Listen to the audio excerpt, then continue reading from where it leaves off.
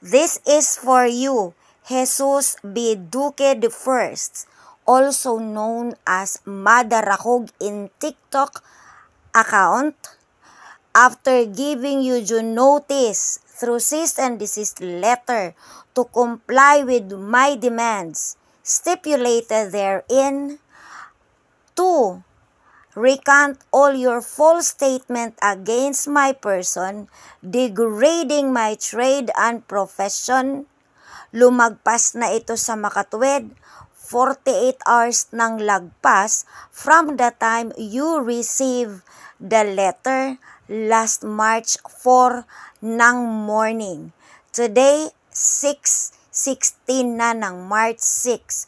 Wala pa rin akong nakuhang sagot or pag-comply doon sa demand ko na nakasulat doon sa cease and desist letter. Therefore, I will conclude na nasa sayo ang pagpo-provoke, nasa sayo ang pag-insinuate, nasa sayo ang despite my effort to contain and to address the issue amicably out of court. Pero ikaw pa itong nagmamagaling na wala man akong ginawa sa'yo, nalaman mo lang na nag-volunteer ako na mag-witness kay Alfred na original mong binabalahura sa live, sa content, na which is hindi ko yun matanggap na gagawin mo sa isang taong kaibigan. Hindi ko yun matatanggap sa isang taong hindi ko man ka-close pero nakilala ko sa TikTok.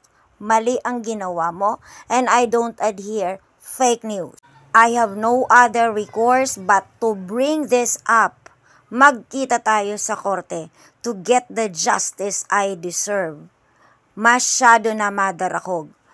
To note, ito yung proof na okay ang iyong address, natanggap mo ang cease and desist letter, so therefore hindi maging premature ang sabina ko para sa iyo. Please take note, magkahiwalay ang kaso ni Alfred against you, ihihiwalay ko din ang kaso against you. So kung ako sa'yo, brace yourself sa sirkumstansya na ikaw lang din ang may gawa.